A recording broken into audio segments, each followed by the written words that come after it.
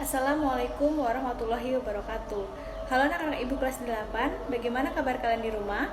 Ibu harap kalian selalu berada dalam keadaan yang sehat dan juga semangat untuk mengikuti pembelajaran pada hari ini. Kita akan membahas materi tentang zat aditif pada makanan.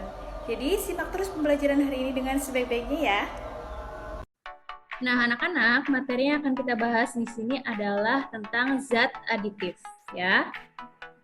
Sebelum memulai pembelajaran, Ibu ingatkan kepada kalian untuk terus kita mematuhi protokol kesehatan ya, dengan menerapkan 5M dalam kehidupan kita sehari-hari.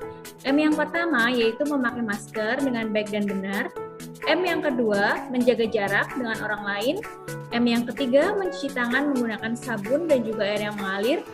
M yang keempat, membatasi mobilisasi dan interaksi. Dan M yang kelima adalah menghindari kerumunan.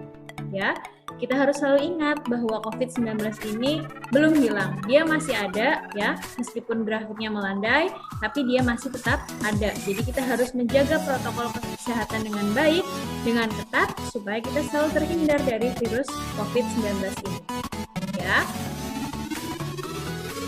Nah, untuk hari ini kompetensi dasarnya adalah 3.5, menjelaskan berbagai zat aditif dalam makanan dan minuman, zat adiktif, serta dampaknya terhadap kesehatan. Kemudian keterampilannya 4.6, membuat karya tulis tentang dampak penyalahgunaan zat aditif dan zat adiktif bagi kesehatan. Tujuan pembelajaran hari ini, setelah kalian mengikuti pembelajaran jarak jauh atau PJJ, diharapkan kalian dapat mengidentifikasi berbagai zat aditif dalam makanan dan juga dalam minuman. Oke, kita tahu ya bahwa zaman sekarang itu makanan dan minuman, apalagi makanan dan minuman kekinian itu sangat banyak sekali. Dan tanpa kita sadari, di dalam makanan dan minuman yang kita konsumsi itu mengandung banyak sekali yang namanya zat aditif, ya, atau bahan kimia yang dicampurkan ke dalam makanan atau minuman yang kita makan. Ya, sedangkan makanan dan minuman yang kita makan ini, yang viral-viral seperti ini, kayak Thai tea, terus kayak misalkan ini ada pisang nugget dan lain-lain ya, mango splash kayak gini. Nah, itu masuk ke dalam tubuh kita. Otomatis bahan-bahan kimia atau zat aditif itu juga masuk ke dalam tubuh kita. Apa sih itu sebenarnya tentang zat aditif? Ya, zat aditif adalah bahan yang ditambahkan dengan sengaja ke dalam makanan atau minuman dalam jumlah kecil saat pembuatan makanan tersebut. Fungsinya adalah untuk memperbaiki penampilan, ya, memperbaiki cita rasa, kemudian membuat tekstur, ya, kemudian membuat aroma dan untuk memperpanjang daya simpan, ya. Nah, fungsi yang kedua adalah untuk meningkatkan nilai gizi makanan dan juga minuman, seperti penambahan protein, mineral, dan juga vitamin. Nah, zat aditif itu ada berbagai macam, ya. Ada pewarna, ya, fungsinya memberi warna. Ada pemanis, ya, memberikan rasa manis. Ada pengawet, ini fungsinya adalah untuk mengawetkan makanan atau menghambat kerusakan makanan dan minuman. Kemudian ada penyedap, itu meningkatkan cita rasa. Pemberi aroma, ya, jadi memberikan aroma yang wangi gitu. Kemudian ada pengental, mengentalkan makanan. Dan yang terakhir ada pengemulsi, yaitu mempertahankan penyebaran lemak di dalam air. Nah, zat aditif sendiri dibagi menjadi dua, zat aditif alami dan zat aditif buatan. Aditif alami itu adalah zat aditif yang berasal atau bahan bakunya berasal dari makhluk hidup, ya, bisa dari tumbuhan, bisa juga dari hewan, ya. Terus biasanya diambilnya zat warna, ya, zat warnanya bisa diambil dari tumbuhan. Kemudian penyedapnya bisa diambil dari daging hewan, ya, misalnya dari daging sapi, penyedap dari ayam dan lain-lain. Kemudian zat pengental itu dari alga atau tumbuhan hijau. Terus pada umumnya tidak menimbulkan efek samping yang membahayakan kesehatan tubuh karena dia berasal dari alam, jadi tidak ada campuran bahan kimianya. Tapi kalau zat aditif buatan, ya, karena dia bahan bakunya berasal dari bahan kimia, ya semuanya bahan kimia, ya. Kalau misalkan pengawet, dia berasal dari enzim benzoat. Ya. Kalau pemanis buatan dia dari sakarin, pewarna dari tartazin, dan kalau ini semua dikonsumsi yang secara berlebihan. Nah, kalau ini semua dikonsumsi secara berlebihan, itu dapat menimbulkan resiko penyakit kanker dan bersifat karsinogenik. Karsinogenik di sini artinya dia adalah bahan-bahan tersebut memicu adanya kanker. Nah, ini yang sangat dibahayakan ketika kita makan makanan yang viral, ya. Terus kita tidak tahu nih bahan-bahan apa saja yang terkandung dalam makanan tersebut. Ternyata dia mengandung bahan-bahan kimia. Bahan-bahan kimia itu bersifat karsinogenik atau bisa menimbulkan risiko penyakit kanker. Gitu ya. Nah, kita akan bahas zat aditif pada makanannya. Yang pertama untuk pewarna alami. Ya, berarti berasal dari alam nih, ya. Jenis-jenis pewarna alami yang pertama kalau warna ungu itu bisa kalian dapatkan dari buah murbei dan juga dari buah anggur, ya.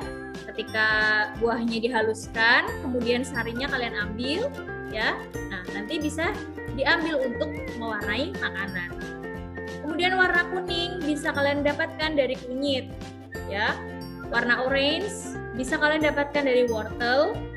Warna hijau bisa kalian dapatkan dari daun suji dan juga daun pandan. Warna coklat bisa kalian dapatkan dari kakao.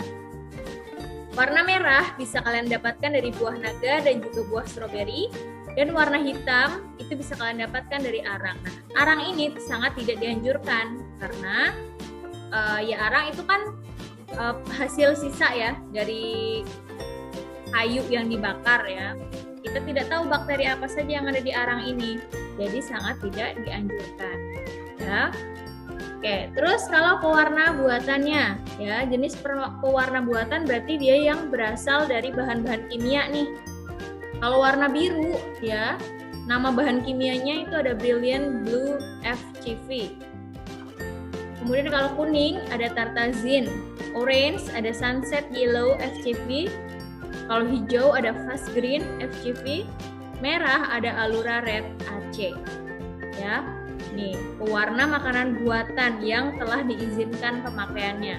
Biasanya untuk kalau kalian bikin roti ya, bikin brownies pandan ya, itu bisa didapatkan dari pewarna-pewarna makanan itu. Nah, kalian harus perhatikan juga ketika kalian membuat makanan, jangan kalian gunakan pewarna tekstil ya. Karena beberapa kasus ada yang menggunakan pewarna tekstil dan itu sangat berbahaya sekali bagi kesehatan ya. Kita yang menggunakan pewarna makanan saja dia masih bersifat karsinogenik, apalagi kalau pewarna itu bukan pewarna makanan ya, apalagi kalau pewarna itu adalah pewarna tekstil ya, pasti akan lebih besar dampaknya untuk kesehatan kita gitu ya. Jadi harus kalian perhatikan juga nih ya. Terus kalau misalnya kalian beli makanan kok warnanya terlalu cerah gitu atau terlalu pekat gitu ya, itu kalian juga harus hati-hati juga tuh ya. Berarti di situ terdapat pewarna yang terlalu banyak. Nah, kalau pewarna buatan kan mengandung bahan kimia, berarti kan di situ dia bersifat karsinogenik. Nah, kalau ditetesinya banyak atau diberikannya banyak pewarnanya, berarti ya sifat karsinogeniknya akan semakin lebih besar. Jadi harus hati-hati ya dalam kalian memilah makanan yang kalian makan atau minuman yang kalian minum. Gitu ya. Next. Sekarang pemanis ya. Pemanis alami itu berasal dari gula pasir atau sukrosa. Kemudian ada dari gula kelapa, gula aren, gula lontar, gula bit itu dari buah bit dan juga dari madu. Ini pemanis yang alami. Ya. Terus kalau pemanis yang buatan itu dari sakarin ya. Sakarin ini kalian harus tahu 300 kali lebih manis daripada gula biasa. Bayangkan ya, 300 kali lebih manis daripada gula. Terus aspartam itu juga 200 kali lebih manis dari gula. Coba bayangkan. Asesulfam 200 kali lebih manis dari gula. Siklamat 30 kali lebih manis dari gula. Sorbitol dan juga dulsin. Ini pemanis-pemanis buatan. Kalian juga harus perhatikan selain karsinogenik ya, adanya pemanis buatan ini juga memicu penyakit diabetes, ya, diabetes mellitus. Jadi harus kalian perhatikan ketika kalian makan atau minum yang kalian makan, ya, harus diperhatikan sekali. Mungkin kalian pikir makanannya lagi viral nih atau minumannya lagi viral gitu.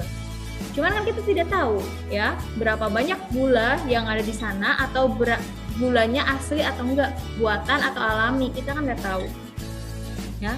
Kalau asli itu pun, kalau alami pun, ya, bisa menyebabkan diabetes, tetap menyebabkan diabetes gitu. Kalau konsumsinya berlebihan, ya, apalagi yang pemanis buatan, gitu ya.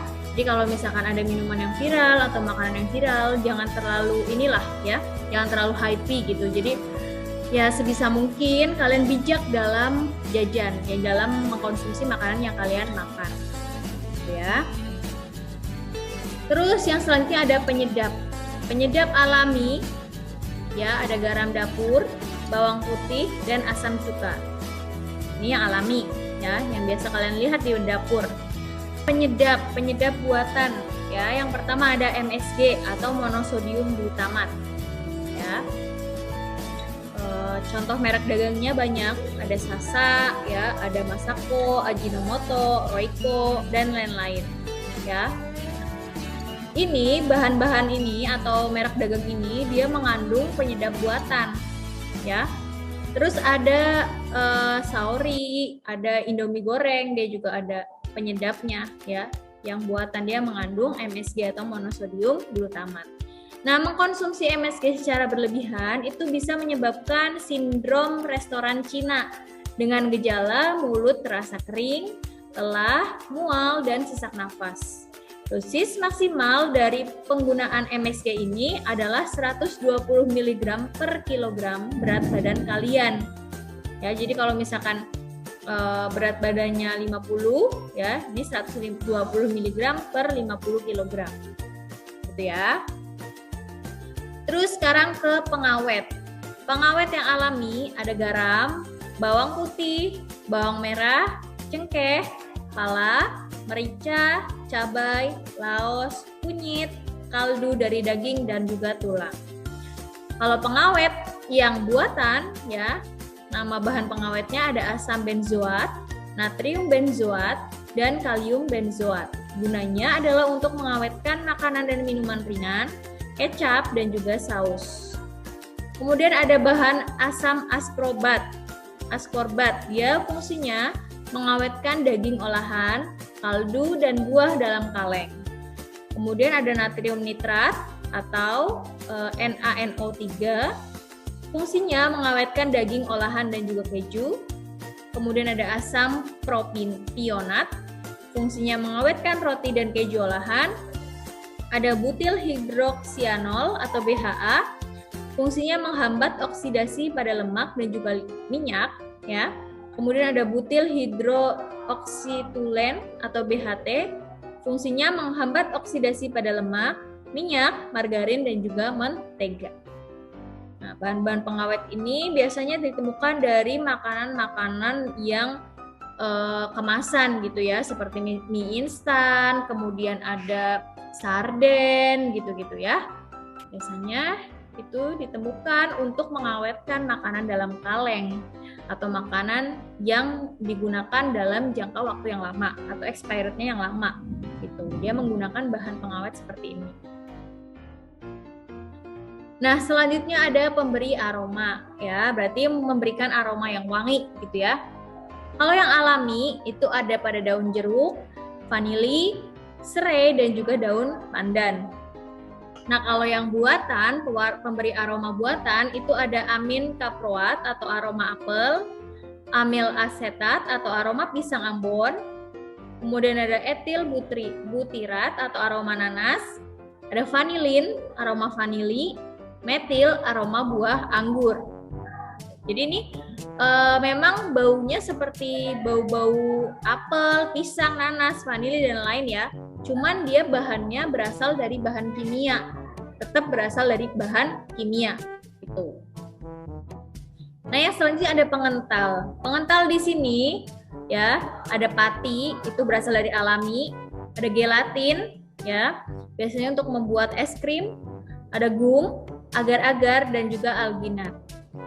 Kalau pengemulsi, ya, pengemulsi di sini contohnya ada mayones dan juga ada mentega. Ya, jadi itu dia yang dapat Ibu sampaikan tentang zat aditif pada makanan. Ya, Ibu sekali lagi mengingatkan kepada kalian untuk bijak dalam kita jajan. Ya, kalau misalkan makanan itu dilihatnya saja sudah mengerikan, ya, apalagi kalau dimasukkan ke dalam tubuh kita. Ya, jadi sayangilah tubuh kalian supaya kalian bisa terus sehat dan juga bisa berumur panjang dan mencapai cita-cita kalian. Ya, demikian yang dapat Ibu sampaikan untuk pertemuan hari ini. Semoga kalian bisa mengambil hal-hal yang baiknya dan jangan lupa untuk terus semangat dalam mengikuti pembelajaran. Ibu akhiri, wabillahi taufiq wal hidayah. Wassalamualaikum warahmatullahi wabarakatuh.